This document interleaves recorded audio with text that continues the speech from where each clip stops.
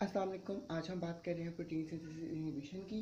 Protein synthesis inhibition में हम लोग बात करें तो ये बहुत इंपॉर्टेंट टॉपिक है हमारे पास। इसमें से एमसीक्यू, शॉर्ट क्वेश्चन और काफ़ी लेंथी है। फार्माकोकाइनेटिक्स के हमारे पास, सॉरी कीमोथेरेपी के हमारे पास कुछ टॉपिक्स ऐसे हैं जो इंतहाई इंपॉर्टेंट है। जिसमें हमारे पास सेल वॉल सिंथेसिस इनहिबिटर्स आ जाते हैं, प्रोटीन सिंथेसिस इनहिबिटर्स आ जाते हैं। इसके अलावा न्यूक्लिक एसिड सिंथेसिस इनहिबिटर्स आ जाते हैं। हमने फ्लोरोकिनोलॉन्स पहले किए। तो आज हम लोग शुरू कर रहे हैं प्रोटीन सिंथेसिस इनहिबिटर्स। अगर हम प्रोटीन सिंथेसिस इनहिबिटर्स की बात करें तो उनको हम क्लासिफाई करते हैं ब्रॉड स्पेक्ट्रम में, मॉडरेट स्पेक्ट्रम और नैरो स्पेक्ट्रम के अंदर।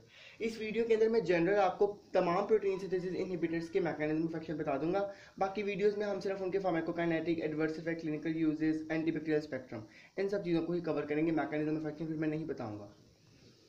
ब्रॉड स्पेक्ट्रम में हमारे पास जैसे आ जाती है जी क्लोरामफेनिकोल होगी हमारे पास, ठीक है जी। टेट्रासाइक्लिन्स हो गई है हमारे पास ब्रॉड स्पेक्ट्रम। मॉडरेट में हमारे पास आ जाती हैं जी मैक्रोलाइट्स। नैरो में हमारे पास आ जाती है जी लिंजोलिड।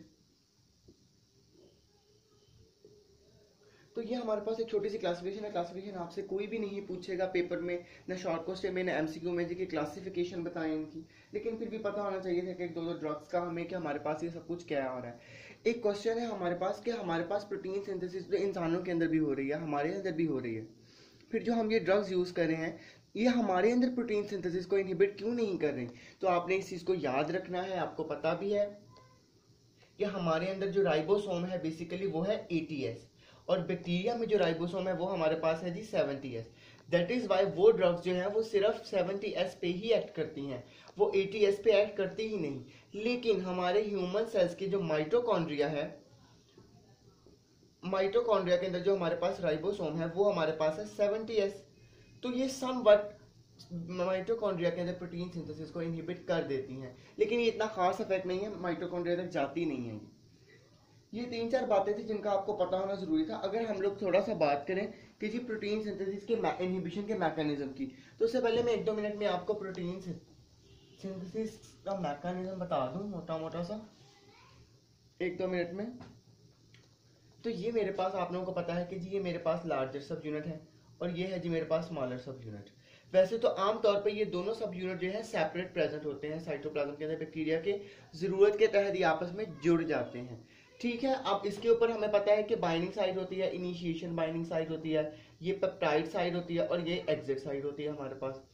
यहाँ पे ट्रांसफर आरएनए आता है, अमाइनो एसिड ला के यहाँ पे लग जाता है, यहाँ पे फिर वो आगे पेप्टाइड साइड पे मूव कर जाता है, एक और ट्रांसफर आरएनए आ जाता है, फिर ये वाला पेप्टाइड से एग्जिट पे चला जाता है अगले वाले को चेन ट्रांसफर करके।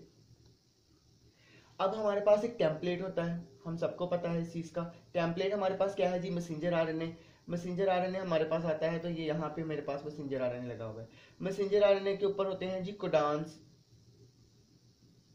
फिर हमारे पास क्या होता है जी कि ट्रांसफर आरएनए आता है, स्पेसिफिक किस्म की अमाइनो एसिड को साथ बाइंड करा के लाता है। फिर हमारे पास ये आगे शिफ्ट हो जाता है और इस तरह फिर चेन बन जाती है हमारे पास। ये छोटा सा मैकेनिज्म आप लोग पहले भी पढ़ते आए हैं।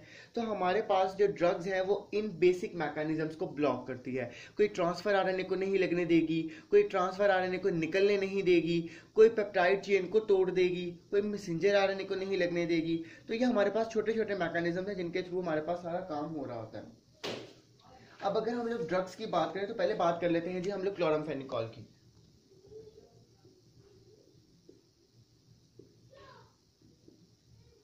क्लोरामफेनिकोल अब हमारे पास जो ड्रग है ना, ये बाइंड करती है जी 50S सब यूनिट पे। याद कर लें, क्लोरामफेनिकोल कहाँ बाइंड करती है? 50S सब यूनिट पे बाइंड करती है हमारे पास, और ब्लॉक कर देती है ट्रांसफर आरएनए की बाइंडिंग टू इनिशिएशन साइट।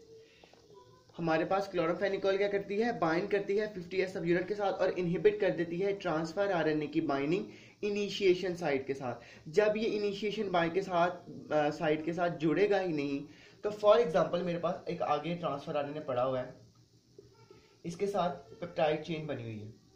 अब ये वाला अमाइनो एसिड इसने इसको ट्रांसफर करना था, या ये वाली चेन जो है ना यहाँ पे आगे ट्रांसफर हो जानी थी। अब जब ये वाला यहाँ पे लगेगा ही नहीं, तो ये जो चेन है ये तो यहीं टूट जाएगी, ये तो आगे बन ही नहीं रही। तो बैक्टीरिया के पास जो इतने से पेप्टाइड सी चेन बनी छोटी सी, इसका तो बैक्टीरिया को कोई फायदा ही नहीं हुआ। तो हमारे पास क्लोरामफेनिकोल क्या करता है? ये इनहिबिट करता है ये हमारे पास क्या करता है? ट्रांस पेप्टाइडेशन करता है। याद कर लें क्लोरामफेनिकोल एमसीक्यू में आ सकता है कि मैकेनिज्म ऑफ एक्शन क्या है कि क्लोरामफेनिकोल कहाँ बाइंड करता है 50s सब यूनिट पे। दूसरी एमसीक्यू के तौर पे क्या सकते हैं कि क्लोरामफेनिकोल किस मैकेनिज्म के थ्रू प्रोटीन सिंथेसिस को इनहिबिट करता है। तो याद कर लें कि ये हमारे पास ट्रांसपेप्टाइडेशन कराता है। ठीक है, ये हमारे पास छोटी छोटी बातें थी कि जो आपको याद रखनी जरूरी थी। अब हमारे पास क्या होगा जी, अगला हमारे पास है जी मैक्रोलाइड्स। मैक्रोलाइड्स भी हमारे पास एज इट इज क्लोरामफेनिकोल की तरह ही काम करते हैं। ये भी हमारे पास 50s सब यूनिट पे बाइंड करते हैं, ये भी ट्रांसपेप्टाइडेशन कराते हैं।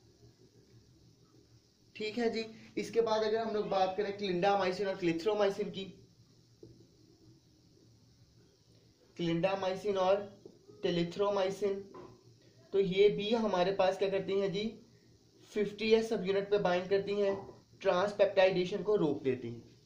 ठीक है जी, ये हमारे पास सारों का मैकेनिज्म एक जैसा था। अब जहां पे डिफरेंस आया है वो कौन से हैं, तो हम लोगों ने एक बड़ी ही इंपॉर्टेंट बड़ी बहुत इंपॉर्टेंट क्लास का नाम सुना हुआ है, टेट्रासाइक्लिन्स। टेट्रासाइक्लिन्स कहाँ बाइंड करती हैं 30s सब यूनिट पे। ये याद कर लें, क्लोरामफेनिकोल, मैक्रोलाइड्स, क्लिंडामाइसिन, टेलिथ्रोमाइसिन 50s सब यूनिट पे बाइंड कर रही हैं। टेट्रासाइक्लिन हमारे पास 30s सब यूनिट पे बाइंड कर रही है, कराती ये भी ट्रांसपेप्टाइडेशन ही है हमारे पास, इसने भी हमारे पास ट्रांसपेप्टाइडेशन ही करानी है, लेकिन ये 30s सब यूनिट पे बाइंड करती है। हमारे पास एक डिफरेंट क्लास है जिसको हम कहते हैं स्ट्रेप्टोग्रामिन्स। स्ट्रेप्टोग्रामिन्स, इनके बारे में एक बात आप याद कर लें कि ये क्या करती हैं जी, ये एग्जिट साइड पे आके लग जाती हैं। ठीक है जी, और ट्रांसफर आरएनए को एग्जिट ही नहीं होने देती। अब बैक्टीरिया का जो प्रोटीन सिंथेसिस है वो वहीं की वहीं एकदम से रुक गई। उसके पास तो चलो पहले थोड़ी सी प्रोटीन्स बन जाती थी या बनी हुई थी, इससे कुछ ना कुछ वो कर ही लेती थी, लेकिन अब तो प्रोटीन सिंथेसिस बिल्कुल ही जीरो हो गई, कुछ भी नहीं बन रहा। तो ये क्या करती है, सडन डेथ काज कर देती है बैक्टीरिया की। इसलिए स्ट्रेप्टोग्रामिन्स हमारे पास क्या है, बैक्टीरियोसिडेल है। पिछली हम लोगों ने जितनी पढ़ी टेट्रासाइक्लिन, मैक्रोलाइड, क्लोरामफेनिकोल, ये क्या थी, सारी बैक्टीरियोस्टैटिक थी। ठीक है, लेकिन स्ट्रेप्टोग्रामिन्स हमारे पास क्या है, बैक्टीरियोसिडेल है। इसके बाद अगर हम लोग बात करें तो लिंजोलिड,